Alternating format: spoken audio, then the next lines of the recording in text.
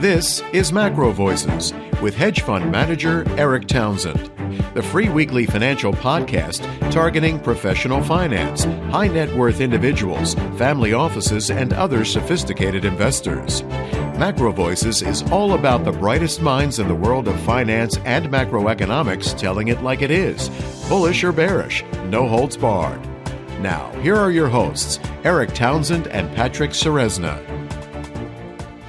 MacroVoices episode 148 was recorded on January 3rd, 2019. I'm Erik Townsend. Happy New Year. Natural resource investing guru Marin Katusa will join me as this week's feature interview guest. Marin sees opportunity in energy, steel, and diamond mining shares, and will also discuss precious metals. Be sure to stay tuned after the feature interview, when Patrick and I will continue extended equity market coverage, including a post-game chart book. And I'm Patrick Ceresna. Now, Erik, the S&P 500 has been on a roller coaster ride for the last 2 weeks. We ended that interview with Daniel Want back on the 20th of December. And since then, the S&P 500, we had that Christmas Eve massacre to the downside where the S&P hit down towards 2,300. And then we've had an epic bounce rally on the other side. What's your take on all of this? What's your thinking on the S&P here?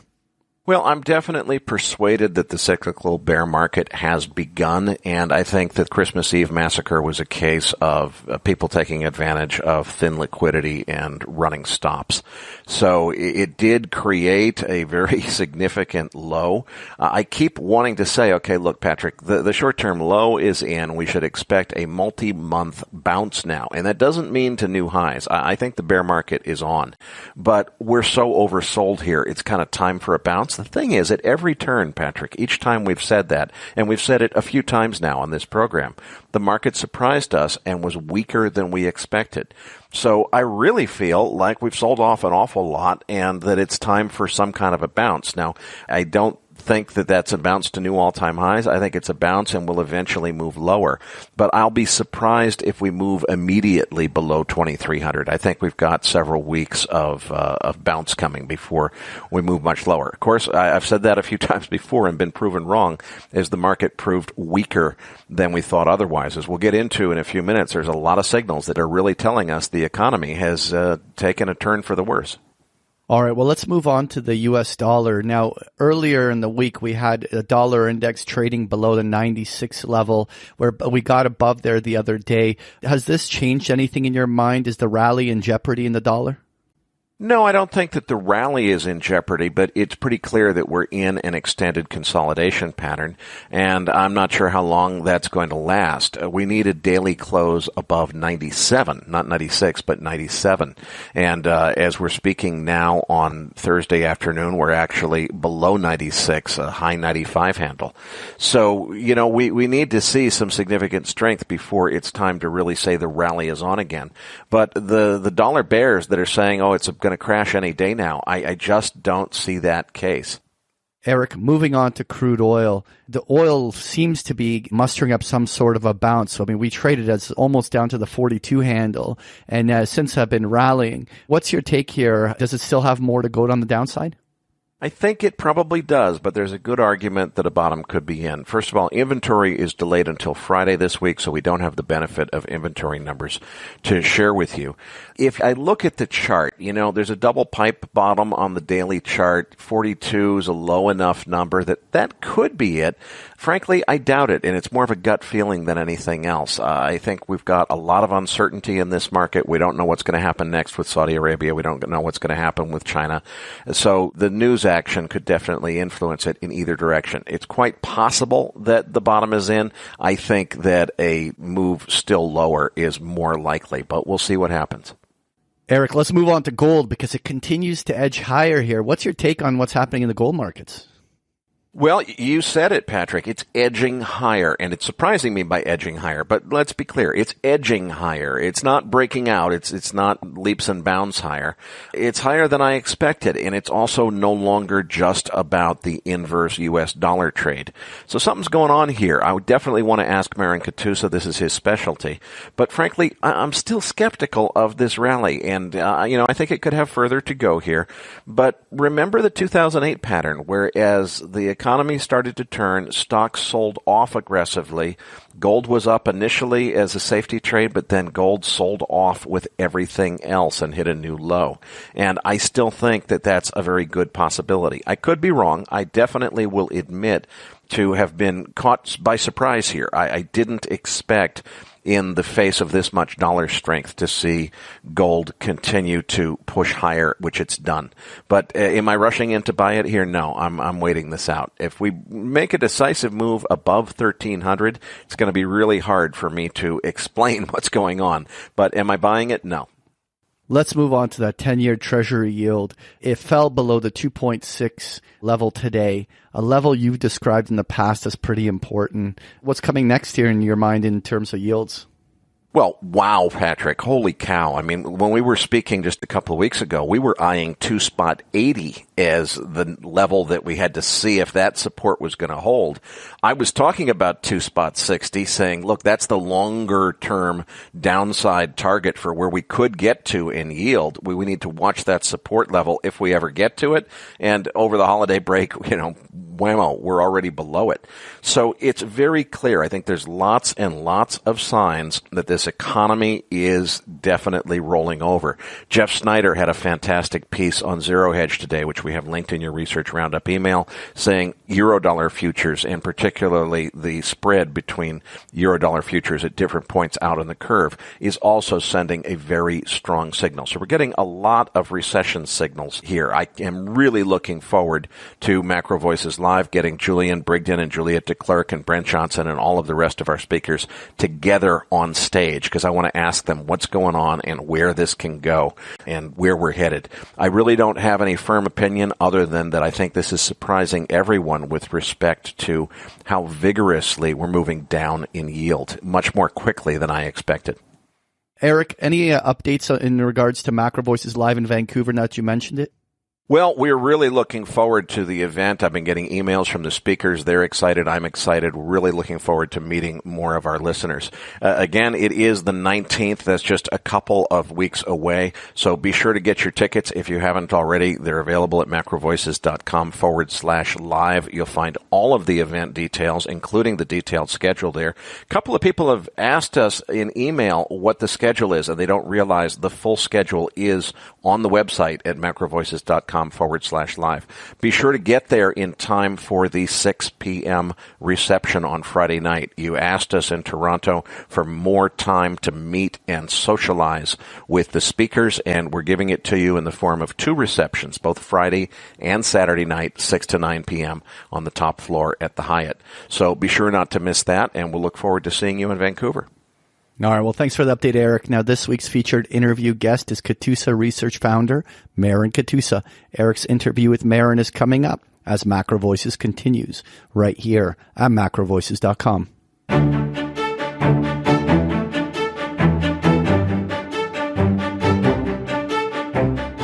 And now, with this week's special guest, here's hedge fund manager Eric Townsend. Joining me next on the program is natural resource guru Marin Katusa. Now, as many of you know, Marin was our most requested guest speaker for MacroVoices Live. Unfortunately, we couldn't get him on the schedule because Marin is one of the sponsors of the Vancouver Natural Resource Conference, which starts the very next day and has a lot of responsibilities. The trade-off was we were able to get him on the show a couple of weeks ahead of time. So, Marin, thanks so much for taking time out of your busy schedule to join us on the program today. Oh, it's a pleasure, Eric. Oh, it's a pleasure. The first time that I interviewed you on this program, you described an opportunity to buy Nevsun on speculation because you thought it was a takeover target. And you became something of a rock star in the eyes of many of our listeners because that stock just shot up like 50% 2 days after your interview. But as much as that was a great call, and you deserve credit for that, by your own admission, the timing that it happened 2 days after you made that call was pure dumb luck. It was a stock that you and your subscribers have been watching for several months months before that happened. So, Marin, I'm going to hold you accountable because the next time that you were interviewed on MacroVoices, you told us that you had just recommended a private placement in a uranium streaming company. And at the time, you were not able to tell us the name of the company out of respect for your paying subscribers, but you were very excited about it. So now that plenty of time has passed, I'm hoping that you can tell us the name of the company and also how has it performed since your recommendation? Because needless to say, the rest of the market has suffered pretty badly. So the markets have been very volatile. The company that we specifically were referring to during your podcast was a company called Uranium Royalty Corp. And what I like about them is they're unique. They were the first in the world to do what they're doing. It's run by a very competent and, more importantly, invested management team. So when we got in at the same price as the insiders and management team at $1, the company is literally right now closing another financing at $1.50. So it's a 50% jump from where we're in at, and it's still very early days in the story. I do believe the company's going to do a lot more. And, where is the uranium market now? Well, in the last 12 months, uranium's up a little over 40%. But more importantly, the assets of this company, they're the largest shareholder of a UK-listed holder of uranium called Yellowcake, is up over 40%. And their streams are what I call in non-AK-47 nations, meaning relatively politically stable. Now, so after you invest in resources for a while, you'll find out there's no such thing as no risk. Every jurisdiction has some sort of risk. The question is how high is that risk? So Uranium Royalty Corp has done fantastic for myself and my subscribers thus far. Look, it's going to be volatile just like the markets, but thus far the management have exceeded my expectations. I do believe they'll continue to do that, and I think we'll do very, very well on that story. So we're up 50% in a market where most people are down. Well, congratulations on that. It's fantastic that you're up so much considering the market overall. But that leads me to my next question, because the market overall is a serious concern. As we all know, natural resource companies tend to be fairly volatile to start with. A lot of people, myself included, think that we're headed toward weaker economic times, possibly into a recession in the next 12 to 18 months. So how do you manage a natural resources portfolio if you have a view that maybe the economy is going to get weaker? Do you hedge your longs with short positions, or do you just wait for the opportunity to buy when there's blood in the streets, or what's your strategy? How do you manage this? That's a great question, and we've written extensively over the last 12 months how much I believe how volatile we're going to get, and I've talked about how oil is going to go down and how copper has downside. Now, I'm very bullish both on long-term prices for those and gold, but what we've been very fortunate in is I've kept emphasizing in 2018 how the U.S. dollar will outperform other currencies. So number one is you can't take advantage of market capitulation in any market, and I focus on the resources, is if you don't have cash. The other factor is if your currency is depreciated at a level compared to the U.S. dollar, you're also at a disadvantage. So we've been heavy U.S. dollar. We've been very happy with that. But I also have a strategy of being an alligator. And when it comes to investments in the resource sector, so what I mean by investment is something that pays a dividend, is the lowest cost quartile producer, is in a jurisdiction that I'm comfortable, and not just going myself, but taking my family to, because I've been around the world. I put body armor to go to assets when I was younger. I've kind of figured out that those are more bull market phenomenons. When you really come to like the Warren Buffett style, you just want the bread and butter, lowest cost quartiles with a good balance sheet and stay away from the debt. So I have got a strategy for the investments, and I never allow any one investment to make up more than 10% of my resource portfolio. Now, for the speculations, I never allow my subscribers, and I talk about this and I really emphasize, never to put over 5% of your resource portfolio in any one speculation. And then the key is to reduce your risk.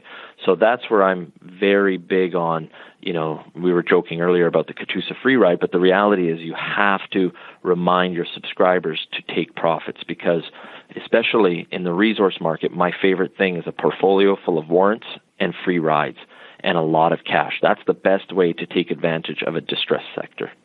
I want to stay on that distressed sector subject because I think economically we probably haven't seen the worst yet. But when I look at oil specifically, it feels to me like a lot of this price slide has been driven by this whole Jamal Khashoggi murder fiasco, where obviously Saudi Arabia has embarrassed themselves to the point where it's very difficult for them to be aggressive in their policy. Is it time already to be thinking about buying oil, or is it something that we want to wait out? Do you think it still has a lot more downside, or are we seeing it starting to bottom here? So I personally believe we're going to see it break 40. That's the U.S. WTI pricing. Now, a lot of people may not know this, but in other parts of the world, it's been under $20 per barrel in U.S. dollar equivalent prices. So that's places in the Western Canadian Sedimentary Basin, which is Alberta mainly in Canada. There's been times in the last 3 months where the gas has been negative, meaning the producing companies had to pay to get rid of their own gas. Like, think about that. So there's like a negative cost. That's actually happened in the oil patch. So I believe that the U.S. will significantly increase their oil production. They're the world's number one oil producer right now.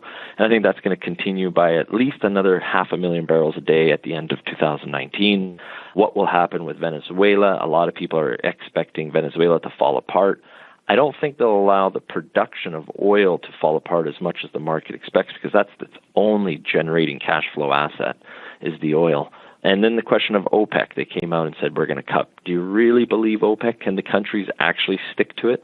I doubt it. And then the Russians always increase their market share during a market pullback because of the nature of the producing assets. So I do believe, Eric, that oil will go lower, and that's music to my ears, because what I want to buy is big production at a huge discount, and I'm publishing on that today, where strong balance sheets that if oil goes below 30, their dividend is rock solid. That's what I want. And you can get in the market now companies with strong balance sheets paying an 8% yield that are down 50% over the last, say, 90 days. But nothing's really changed with the company other than market sentiment. That's how you take advantage of the oil markets.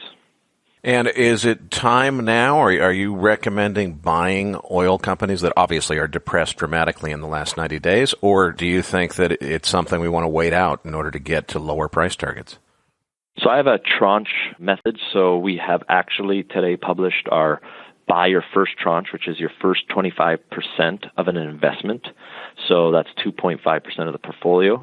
And I said buy under $4 on this specific stock. It was $4.10. So, I expect within the next 10, 15, 20 days that the price will hit, as I believe oil will come down a little bit. Oil had a little bit of a pop today, specifically today's January 2nd, mainly because of OPEC came out with some bullish, we're going to pull back and we're going to hold the markets. There's only so much you can believe OPEC. And, Eric, you and I have been doing this a long time. Go back to all of the comments OPEC have stated. Yes, it's done. Their comments have kind of propped the market in this last run, but I really think oil can pull back another 10% at least. I agree with you on that. So for oil stocks, it sounds like you're starting to average in, but only at these prices are you just starting, and you're keeping a little bit of dry powder for even better buying opportunities on the horizon. Correct. And I have a specific buy under. So we're very disciplined in our style. We call it the way of the alligator. An alligator just sits back, and when it's time, he pounces. It's more like a predator mentality. That's where I am in these markets. I'm staying away from high-risk juniors. I want to buy value at a significant discount where it would cost the management teams of these companies more to build these assets than they're trading for in the market today. And you got all of that execution risk out of the market because they're producing over 100,000 barrels a day. So the stock prices are liquid. It doesn't trade by appointment. That's where I want to be in this market. And do you publish what all of your price targets are for future tranches, or do you wait out the market and just see where it takes us over time? No, I actually have targets. So for this specific oil target, I said, look, I think this is going to bounce within the next 3 to 6 months by about 25%. And at that point, we're either going to close a position or at a minimum take a free ride. It's just, with an 8% dividend, that's pretty juicy. But I put a specific how to buy and when I think we'll sell the target. Now, I know that you are also following the steel sector, and I should probably disclose, in the interest of full disclosure, that I am a subscriber to your newsletter myself, so I know some of what you're writing about. Help us understand why you would be looking at steel. A lot of people think a recession is coming. Historically, people kind of associate steel and copper as things you buy at the very bottom of the recession, not when we're just maybe coming into one. So why are you looking already at these sectors? Great question. Now, to be a contrarian, you truly have to be a contrarian. Everyone likes to think they're a contrarian, but you have to have a outward thinking mentality. So if you look at what's going on with the American and Chinese tariff situation, who are the victims unintentionally? Well, the non-U.S. producers of steel. So when you start going through the list of global steel producers, you see that many of them have incredible amounts of debt that they've put on, because to build a steel mill is not cheap. So companies have billions and billions of debt, where they're 2 or 3 times their debt is what their market cap is. But when the tariffs came in, almost across the board, these steel producers have been down 25, 30, 40, 55% down, and yet the lowest cost quartile producers who have no debt on their balance sheet have gone down just as much as the worst run steel companies in the world. And you sit there and go, okay, let's dig down a little deeper. So we see the market sentiment so negative on steel producers, and yet why are they trading the way they are? But let's actually look at steel prices. They're still holding very strong. And what type of steel are they producing? Hot rolled, cold rolled. There's different forms of steel, different areas, different cost structures. And what we've started with is your first tranche, so your first 25% of your desired position, because these positions sometimes take 12 months to buy the way I do this. It's not like, okay, I've got $200,000 and I want to buy all the stock today. That's the wrong way of buying resource stocks. First, you have to educate yourself, understand the sector, understand the company, get familiar with the way the stock trades, and then start building your different tranches. And I think that some of these companies, specifically one that I'm in at the same price as my subscribers, is significantly oversold. It's the lowest cost producer in North America, has no debt, pays a strong dividend. I'm comfortable with that type of position, but I'm also only in on my first tranche. So it'll take me about 12 or 18 months to build my full tranche position. That phenomenon you just described never ceases to amaze me. The way that the industry will look at something and say, okay, steel producers, really heavy debt sector, sell them. They're going to be in trouble because of their debt load. And they're selling the whole sector without regard to which company has a lot of debt and which doesn't. And it happens in all industries. It's really amazing how the industry tends to just look at a sector as being weak for some reason and then sell the companies that are weak for that reason and sell the companies that are not really weak for that reason altogether in a batch. It's kind of like racial discrimination for stocks. It's an amazing phenomenon. I want to move on to another sector I know you've been looking at, which is diamond mining. Why diamonds, especially as we think maybe coming into a recession? It's not time for people to be spending a whole lot of extra spare money they don't know what to do with on luxury items like jewelry. So why diamond mining at a time like this? Well, again, it's a contrary bet. So when people think about diamonds, what do they think about? They think about blood diamonds. They think about man-made diamonds, and a lot of that is true. So first of all, if you're going to look at a diamond company, stay away from what I call small carats production, and stay away from dirty diamonds, obviously. And those are like a blood diamond comes from an AK-47 nation, the way I call it. So again, you look at the diamond companies, because of the threat of man-made diamonds, and more specifically what's been called Lightbox, which is owned by De Beers, who's the world's largest producer in dollar volume. Largest producer of diamonds, actually, the Russians with Alrosa. But De Beers has been involved in mining for over 100 years. Man-made diamonds first started in the 50s. It's gotten to the point where De Beers is able to make a small man-made sub-1 carat diamond for about $800. Now, I don't want to be competing with that. But there's an old saying, buy bonds, wear diamonds. And yet, when you look at the plus 10-carat diamonds, the big ones, they're actually going up in value year over year because of the concentrated wealth.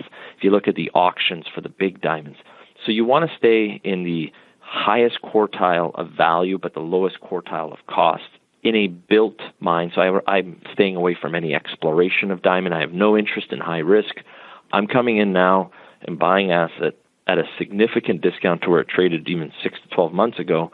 That is a low-cost producer and essentially has a monopoly in the big diamonds, which have a huge value. Like the price of diamonds are exponential as they get bigger. That's a lot of people don't understand the diamond pricing. But people talk about buying gold for value as a safe haven. Well, with the uber rich, you actually buy big diamonds because where are you going to store all that gold? So the big diamonds has its own market. It's a very niche market, but yet the company I'm talking about pays an incredible dividend of over 7%, has no debt, and it's the Ferrari of the diamond world. So that's another alligator concept of buying things that are unloved for the wrong reason. And you wouldn't believe how many analysts, Eric, have talked about the company and combined it with the low carat producers, like the small carats, the sub 2 carat diamond producers. And I'm going, are these analysts morons? Like, do they not understand the profile of what this company produces? It's all about the big diamonds. And moving forward, I think those will trade at a premium, which actually in the market they are, and stay away from the small carat producers like Alrosa. They are the world's largest producer of diamonds, but they also produce those micro diamonds, which are going to be competing with man-made diamonds. I don't want to compete with man-made diamonds. I want to cater to the uber rich, I call it, and that's the big diamond sector. You mentioned gold a minute ago. I want to come back to that because something that you and I have agreed on in the past is we both feel that there is a very strong macroeconomic argument for the U.S. dollar to strengthen even further. And that's led both of us to agree that gold is probably going to face some serious headwinds. Well, we got the dollar part of that call right. The dollar has been strong, just as we expected it to be. But look at this gold chart. It's really surprised me. It seems like gold has kind of changed its personality and it's trading more as a safe haven asset as opposed to an anti-dollar trade. What do you think is driving the change, and has it changed your view on gold? Because last I spoke to you, you and I both were kind of not necessarily bearish, but kind of meh on gold, and it's been up since then. Yeah, it's up, but where it's really up is so if you're a producer, let's say in Canada or Australia, I teased an article many months ago called the Commonwealth Takeover. When you're producing in a lower currency, such as even the Russians or Chinese are the world's largest producer of gold. A lot of people don't know that.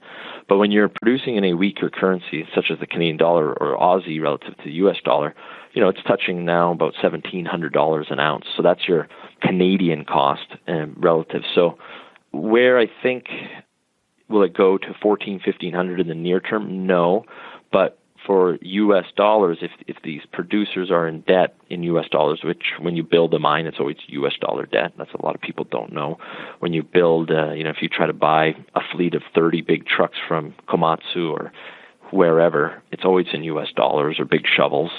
The steel, the mills, the ball mills, the SAG mills, it's always U.S. dollars. So it's priced in U.S. dollars. So it's held well. Has it really gone front page yet? No. Have the share prices of the senior producers done well relative to gold? No. So it's not done well enough to spill over into the producers area. And I don't see that happening in the next little while, near term, meaning next few months. I think gold will be very volatile, sub $1,300. I think it'll touch 1180. I think it'd easily break 1200, but I think that it's range bound for the next few months. And range bound for the next few months before a move in which direction, or don't know, or what's your perspective on what comes next? So this is where I'm going to get more hate from not just your viewers, but also my viewers. There's almost this mentality that if you invest in the resource sector, you have to be a gold bug, or you have to cheer for higher prices. Look, I think gold goes lower. I think we'll see 1180 gold before we see $1,400 gold.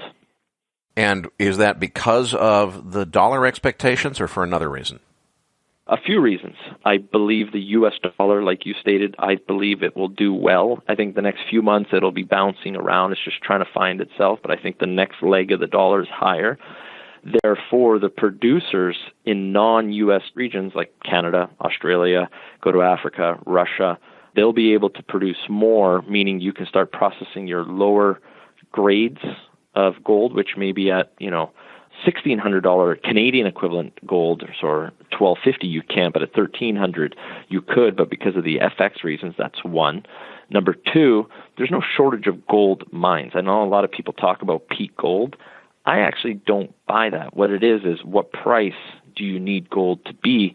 And everyone thinks in US dollars on the cost, but if you go to enough mines that I've been to, if you can get non-US dollar funding, so let's say a partner from the Chinese or the Russians, there'll be more supply come on. So I think in a few years we'll see $1,750, $18, maybe even $2,000 gold, but not this year for sure.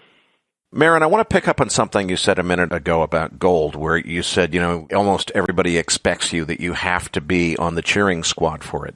Something else I've noticed about your style, a lot of people, they want to pick a really solid, and I'm talking about stock investing generally now. They want to pick a really solid company that has a future that they can believe in and buy and hold it for several years. Something I've noticed about your style is you very, very rarely hold positions for that long. So give us a little bit of perspective on what your strategy is, and is it that it's just Marin Katusa is different from other investors, or is it that the natural resource sector is different from other sectors in terms of how you have to approach it? I think that's a really good question. I think the answer quickly is I think I'm very different than most commentators or writers in the sector, such that I'm a very large investor in the sector, so I've got significant skin in the game, whereas many newsletter writers aren't actually allowed to buy any stocks, so they're more, armchair analysts. And the second thing is I really do believe the resource sector is different than many other sectors. Now, I solely focus on the resource sector, but it's so cyclical, so volatile, that you have to be very active. And the absolute key is risk mitigation. There's a reason why my fund is one of the top funds over the last decade, and it's about risk mitigation. When the times are great, just think about this from a broad perspective. In 2017, in Q1, I was offered hundreds of millions of dollars to manage by very well-known names in the industry, and I said, this is ridiculous. A year and a half ago, when I made my big moves on Northern Dynasty and these other deals, those same individuals thought I was crazy. But the reason is they get all this capital allocated to them when things are good, and then it trickles down to the best money managers, and then they're almost forced to invest in the sector. The only way to truly be successful in the resource sector is to be actually a true contrarian. And to be a true contrarian, even if you find a stock that you really like, look at the one that we just did in December as our number one tax loss. We had a strategy. We thought it was a fantastic story. I had a very specific buy under this price. And in less than a month, it's up over, 40% and change. And today we published to take a Katusa free ride at a minimum or close the position, because that's not really a realistic gain in 1 month. So if the market gives it to you, take it. And you have to have dry powder. You have to have cash on the side to take advantage of these markets. And that's something I've learned about doing this for almost 20 years is the guys who've made the biggest scores were the ones who were able to take advantage of the markets when no one else had cash. So you can't fall in love with these cyclical stories.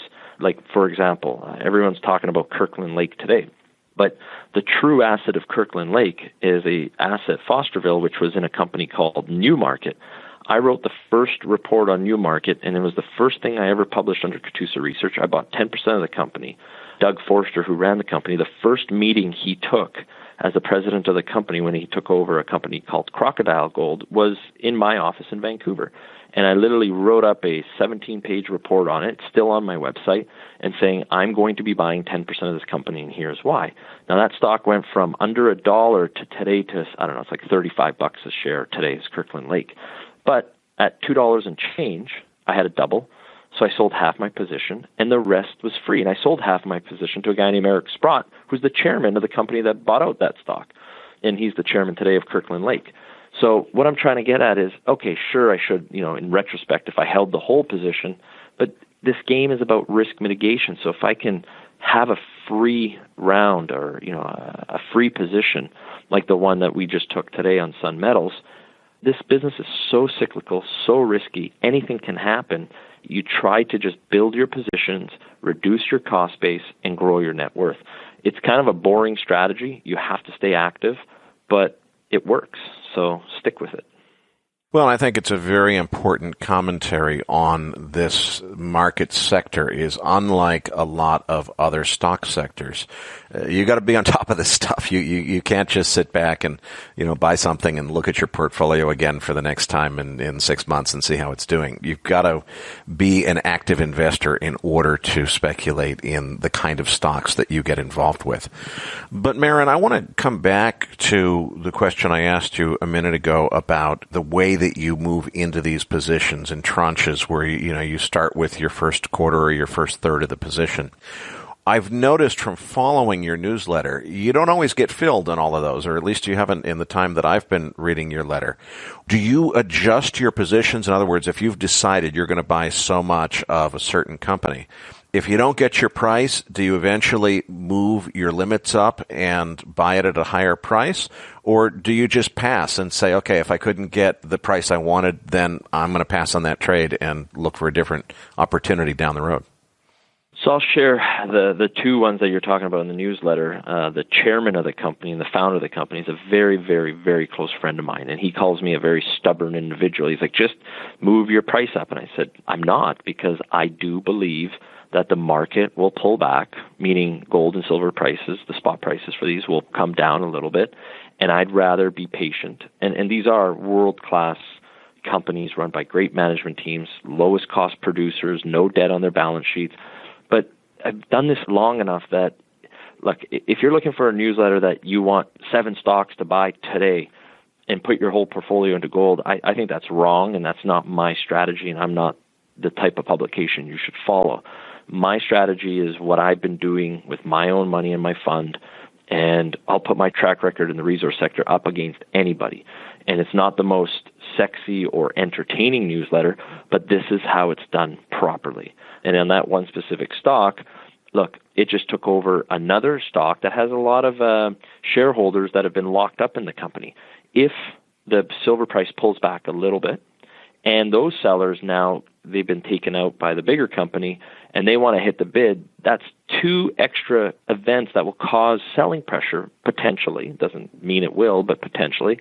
So if I can pick the stock up for, say, 15 or 25% below where it's today, that's really good. But also, I missed it by 40 cents the last pullback in silver, which was almost, 60 days ago. So that's telling me that, just a little bit of a pullback in the market, and that price will come back to me. So I'm fairly stubborn, and usually if you're patient enough, the market will come back to you. So I'm a big believer in don't chase stocks. Well, certainly what you're doing is working, because your track record, as you say, is very well respected. And with some of the calls you've made just on this program, like Nevsun and Uranium Royalty Corp, you're certainly doing very well. Patrick has been trying to wrestle with your staff to get them to let us publish a current issue of one of your newsletters, and they've explained you just can't do that because your paying subscribers would be too upset if you did. But we have managed to get permission to publish the July issue of your newsletter, in which you made the argument for Uranium Royalty Corporation, so that our interested listeners can get a sense of how you do what you do. Now, it's probably already too late to buy that one because it's already up 50% from the time that you made that recommendation back in July. But just as a sample of the approach you take, we've got that linked in your Research Roundup email. So listeners, you'll find the download link there. Again, that's not a recommendation that you're making to buy it now, because it's already moved up dramatically. Patrick also persuaded your staff to repeat your deep discount offer, which you did for us before on MacroVoices. But before we cover that, I feel obliged to explain. This really is not for everyone. You have a fantastic reputation and a fantastic product, but frankly, it's not cheap. Regular price is $3,500 a year. So who is this actually a match for? How big of a natural resource portfolio does an investor need to have before a higher price tag newsletter like this makes sense? I really believe that if you're an active investor that wants to, number one, educate themselves on how the resource sector really works. Number two, you want to get to the point where you're accredited. So if you're an accredited investor, it's a no-brainer for you. Like, look, just the December issue alone would pay for 5 years of the newsletter in profits. But really, this is not for day traders. This is not for someone that wants to just kind of have a stock pick and they don't care about anything else. This is really an education. We dig deep into the fundamentals of the stock. And then also, when I do my site visits, I bring my film crew. It's kind of like a documentary style. You get to watch me going underground or to the wellhead or to the copper mine, gold mine, whatever. The uranium facilities, we're one of the few people to get approval from Areva to go into the world's largest uranium facility. And then I bring my film crew, and they get to see how I interact with the management. They get the one-on-one interviews with the management team, the workers at site, just to get to see what I see when I go on site. So you get the written reports, you get these all the videos online, and the whole archive of what I've been writing for now 4 or 5 years. So it's all there online. But I really think that I started out as a teacher in math and physics. And what I try to write it for is that person who wants more. And I guess if you want more out of your finances, I've got a personal logo that is personal freedom through financial independence. And I guess anyone who wants that, my newsletter is for you. Okay, again, with the caveat that it is for investors with a significant portfolio, because if you've only got $5,000, it doesn't make sense to spend half of it on a newsletter. So I just want to make sure that we're clear about that. We were able to knock you down quite a bit from the $3,500 regular subscription price to $19.95 with a 30-day money-back guarantee for MacroVoices listeners only. Listeners, you'll find the link to that special offer in your Research Roundup email, or you can just go to katusaresearch.com/MacroVoices. Marin, I know that you have specific stock recommendations for oil, steel, and diamonds that we were not able to mention in this interview out of respect for your paying subscribers. Patrick asked your staff to make up a report for MacroVoices listeners who subscribe to your letter detailing those 4 picks. So I guess that will be available to anyone who subscribes. We were going to get 4. We're only getting 3. So was that? I'm guessing that was Sun Metals, that by the time we could get it out, you're taking profits. So remember when we discussed this, it was before Christmas, and first of all, we've never done this before where we've given a publication out. But I look at you and Patrick as kind of like Batman and Robin. I like you guys, so I only work with people I like.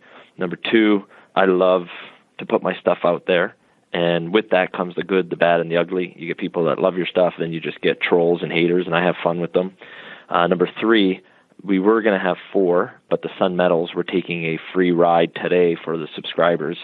It's liquid. There's a big fund trying to buy stock in it. So why not mitigate all your risk as a subscriber and see what the drill bits find for free? It really is what I call smart speculation. So you'll get all the research part of that, but when they sign up, they're not just going to get the 3 stock picks that they can buy now and following the tranche pricing, because the prices are where I'm buying them now. But more importantly, it's how to use my newsletter. There's kind of like a starter's guide, because truthfully, you're probably going to be overwhelmed with the content on the site. Every month I publish somewhere between 20 and 30 pages of research. Sometimes there may be multiple issues between months if I find that the markets may need an update, or our price target gets hit, or if there's a take of profits or sell a position. So there's a how to use this newsletter guide, which explains my tranche concept and how to buy and how to sell. Also, where do you go to buy these stocks? Do you use a full-service broker or a discount online broker? I talk about the pros and cons of each. So they'll get the how to use the guide, the top 3, and instant access to everything I've written up in the history of the firm, and all the videos too.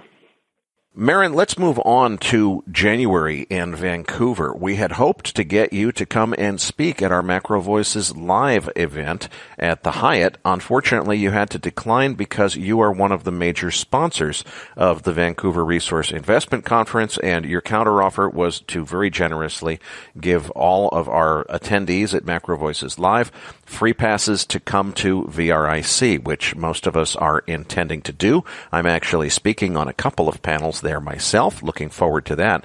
Give us a little bit of perspective on what VRIC is and what people can expect to find there when they get there.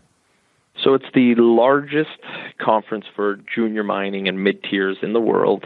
It was started over 30 years ago by the Martin family. So Joe Martin started it. His son, Jay Martin, took it over about 4 or 5 years ago. And I don't know if you know this also, but I'm a partner with them on the Vancouver Resource Investment Show, so VRIC. So I get involved in who speaks at the show, hence why you and Patrick are talking at the show. And I love bringing controversy. Like, I'm not just about pushing what I believe. I like being challenged. So you'll see my buddies like Grant Williams and Doug Casey and Rick Rule, all the different guys I bring up on stage. And we'll challenge each other because, you know, Grant and I had the great debate on why he thought the U.S. dollar was going down. And I said, no, man, it's going up. And then you get to see that in live form, different people's opinions. These are all smart people, and see where it goes. So this show, you're going to have 6 different workshops with many, many well-known speakers. And then in the big room, like the big main hall, you'll be on stage. I'll be moderating, you and Peter Schiff and a few other people. So it'll be fun. So, you know, and there's a lot of guys that I don't agree with, and I'll challenge them in front of everyone because I think our styles are pretty same, Eric. We say what we think. I don't tolerate bullshit very much on stage, and I call people out on their calls. You know, you can't just be a gold bull for 35 years because you'd be broke, right? So, well, some people are. They manage anyway. Yeah, and I just don't understand how they do it. And so, you know, if a guy's been right once every 25 years, how long can he milk that for? So you won't see any of these paid newsletter writers at my show. I'm a big believer in skin in the game. And look, it's not like everything I do is perfect. I've got lots of losses in my track record, but I move along and I wear those losses with my subscribers. So the key is try to find the best ideas and submerge yourself with the best minds in the business. So that's what I tried to do. At the show, you'll see many geologists talking, engineers talking about feasibility studies and what they mean and what to look out for. We also do a cool thing on the Sunday night, something I'd love to share with your people. They may not know what we do, but we induct someone who's done something excellent in the industry, and they get inducted into the Resource Hall of Fame, where everyone at the show, we open up the bar, and they get to drink and listen to how did he get into the Hall of Fame? What was it about his career? And this January, we're inducting an individual who's built 5 copper mines throughout his career. Now, to build 1 copper mine is an achievement. To build 5 major copper mines, and then he's going to walk through how he did it. So if you have a chance, I know it's a Sunday, and you know most people are going to be watching the playoffs, but do your portfolio a favor and come out, and hopefully you'll be at least educated and hopefully entertained. Well, fantastic. I look forward to seeing you there. Meanwhile, Patrick Ceresna and I will be back as MacroVoices continues right here at MacroVoices.com.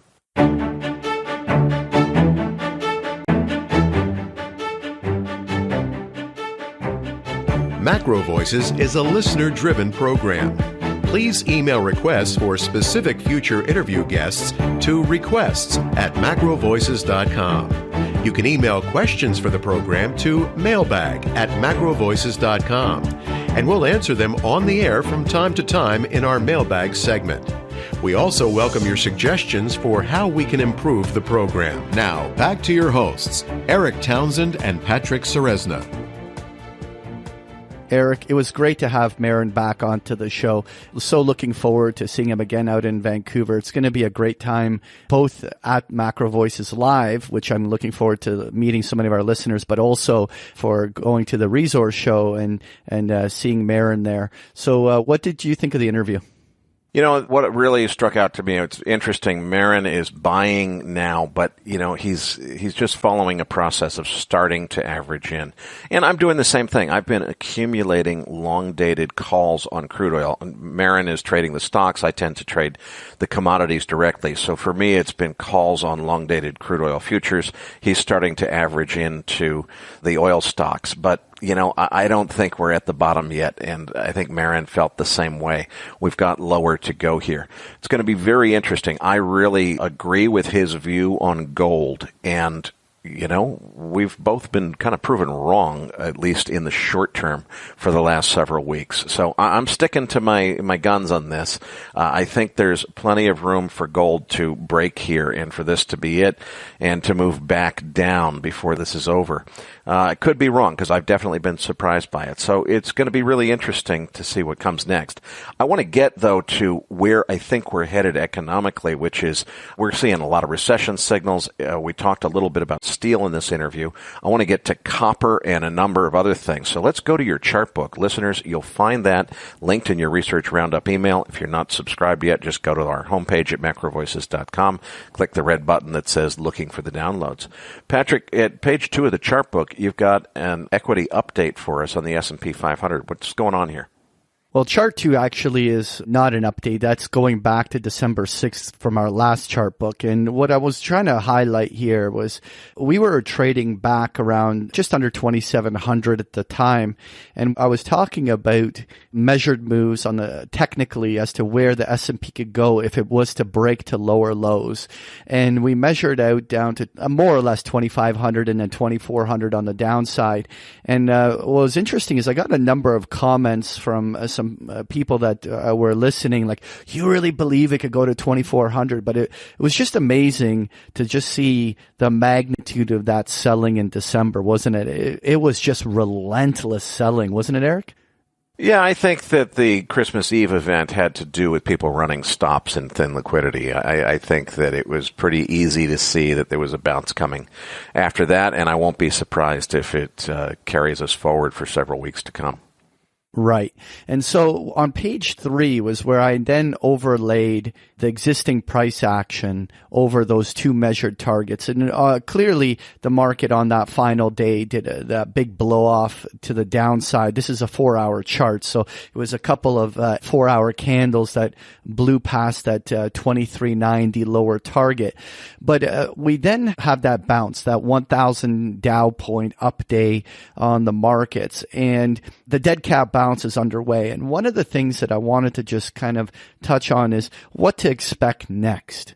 And one thing that I thought was particularly interesting and noteworthy to point out is that while I suspect that low that we've established here in January is likely to hold for maybe even several months.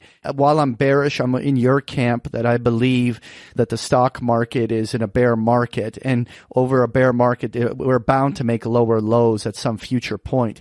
But I believe that there's a good chance that January and maybe even February will have their lows contained there. But what's interesting is that if you go through the last 4 kind of market events where we had one of these liquidity washouts in the stock market that happens in a couple of days.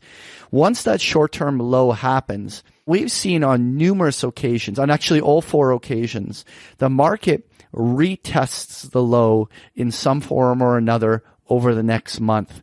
Now, in some cases, like the days after the February vol event, a double bottom retest was there within 4 or 5 trading sessions. But in situations like after the April low that was established earlier this year, we just went and kind of retested the low. Almost, it wasn't a full double bottom. It was a little bit higher, but it retested a whole month later. And so what I really wanted to get across is that just because we probably seen the low doesn't mean that the market isn't going to spend many weeks probably establishing a base along these previous lows, and that we could get a little bit of chop in here before there's any kind of a legitimate bounce.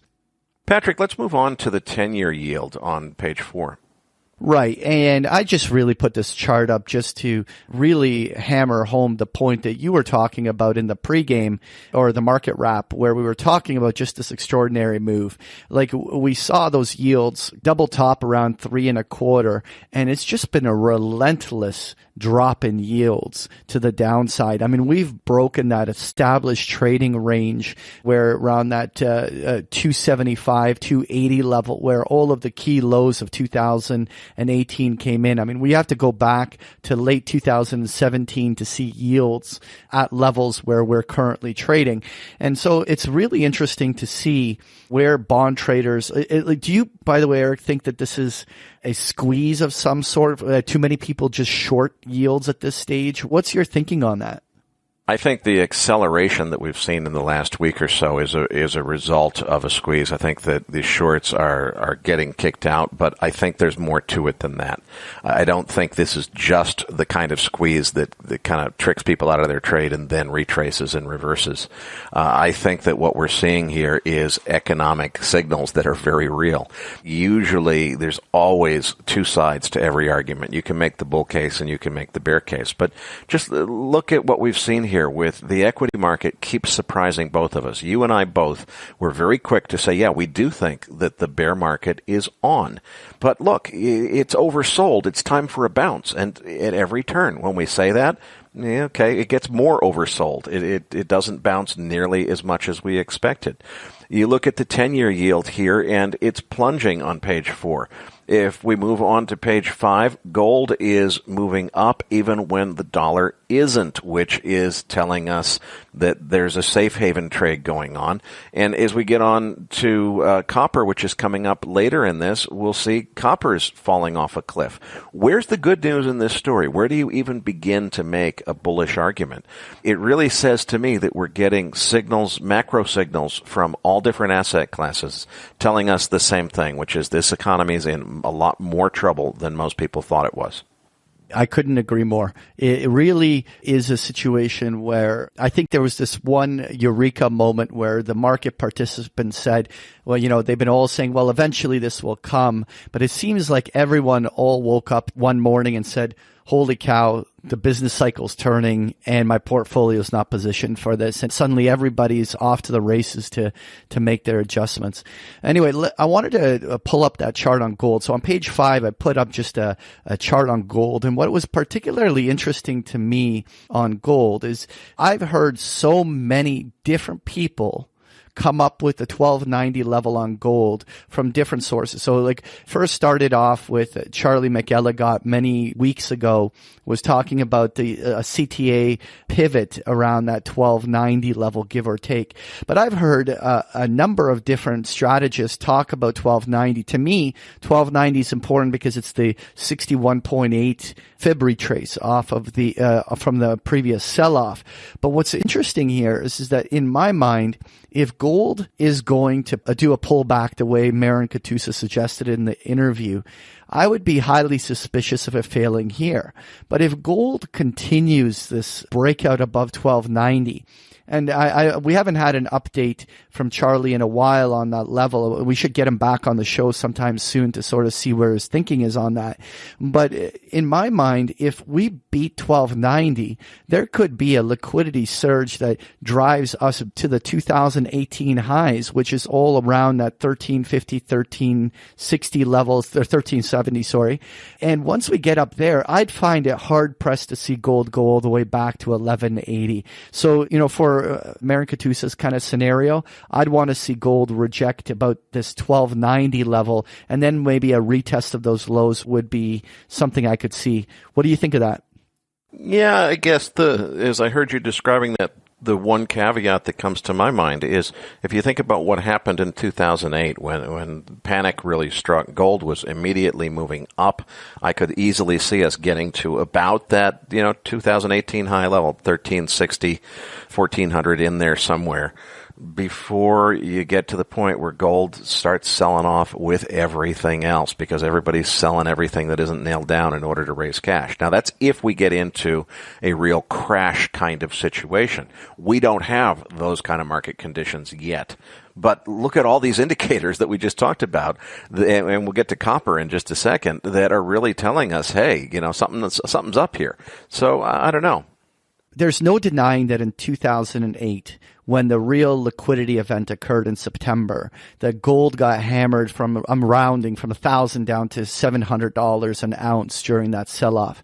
But what doesn't sit well with me with that narrative is the fact that in the 2 years prior to the peaks in 2008, gold was up several 100%. I mean, it was ripping from the $400-500 an ounce level and then rips to 1,000. And then it pulls back to 700. But the last 7 years of gold have been a bear market, and gold's been consolidating. It didn't have this massive rise that was being checked. I don't think gold is going to have as big of a drop. I mean, listen, we don't know the severity of a liquidity event. And I guess if the correlation of all assets can go to 1 if there's truly a liquidity event. But I actually don't know if I subscribe to the view that gold's going to get super hammered this time around. Let's move on to crude oil on page 6. You're showing here, it looks like, we did just test a bottom, and I agree with you. If I look at that range, it seems like it could be over here. I'm not dismissing that possibility. What do you think? I'm still leaning toward the possibility that we've still got lower to go. Right. And I don't think that that's the conclusion I wanted to draw on this chart. So for our listeners that don't have the chart in front of them, what I did was here, I put the volume by price levels, which shows that on the weekly charts going back over the last 5 years, that there was a major consolidation of oil in this, so let's say, $42 to $52 range. And what was interesting was that even in spite of spot prices back in 2015 going into 2016 dropping to $26 a barrel, the majority of the term structure of oil was very much in the mid-40s. And oil had a very solid base here. And so we ripped down to what I view over the last 5 years to be a very important established support line. Now, that in itself doesn't make me interested in buying it. To me, it's just maybe the downside risk is not remotely as severe anymore as when you owned it up in the 60s and 70s.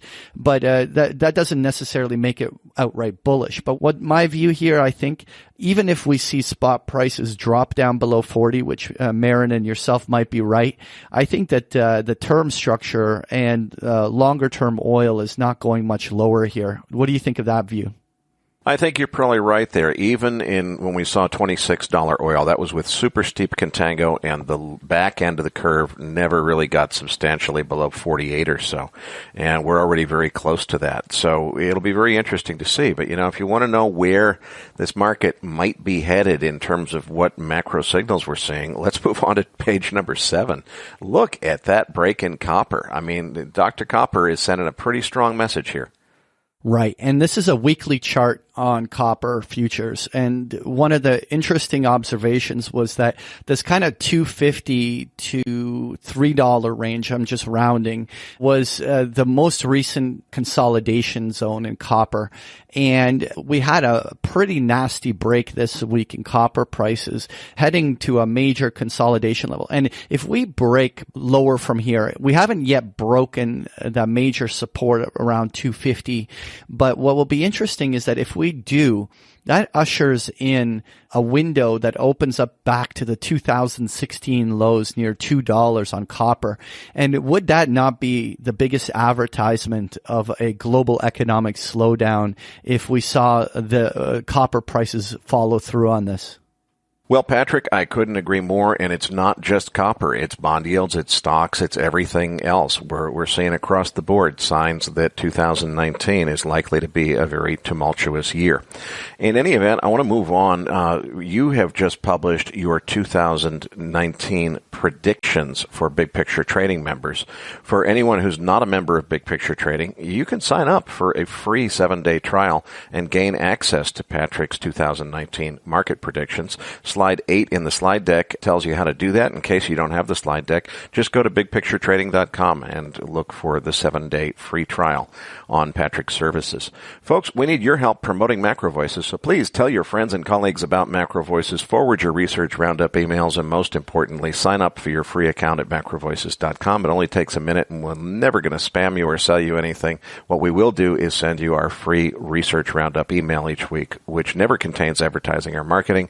It's just a list of links to all of the best stuff that we could find free on the internet each week.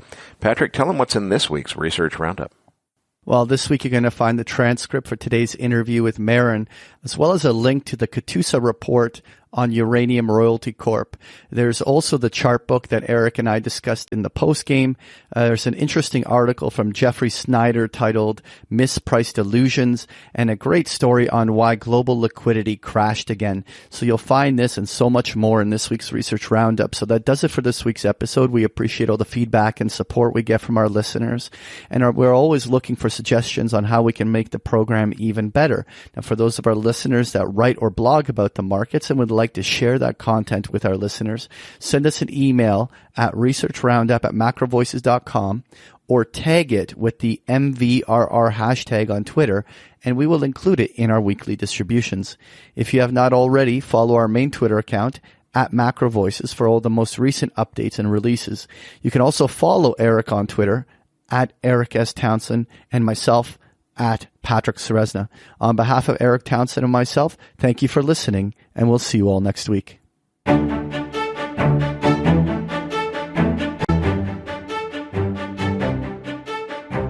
That concludes this edition of MacroVoices. Be sure to tune in each week to hear feature interviews with the brightest minds in finance and macroeconomics.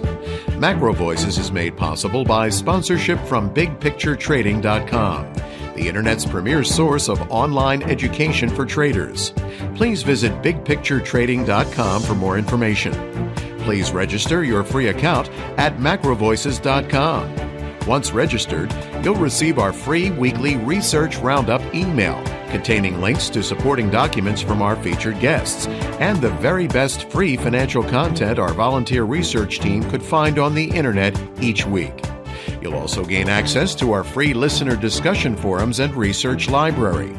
And the more registered users we have, the more we'll be able to recruit high-profile feature interview guests for future programs. So please register your free account today at macrovoices.com if you haven't already. You can subscribe to MacroVoices on iTunes to have MacroVoices automatically delivered to your mobile device each week free of charge. You can email questions for the program to mailbag@macrovoices.com, and we'll answer your questions on the air from time to time in our mailbag segment. MacroVoices is presented for informational and entertainment purposes only. The information presented on MacroVoices should not be construed as investment advice. Always consult a licensed investment professional before making investment decisions. The views and opinions expressed on MacroVoices are those of the participants and do not necessarily reflect those of the show's hosts or sponsors. MacroVoices, its producers, sponsors, and hosts Erik Townsend and Patrick Ceresna shall not be liable for losses resulting from investment decisions based on information or viewpoints presented on MacroVoices. MacroVoices is made possible by sponsorship from BigPictureTrading.com and by funding from Fourth Turning Capital Management, LLC. For more information, visit MacroVoices.com.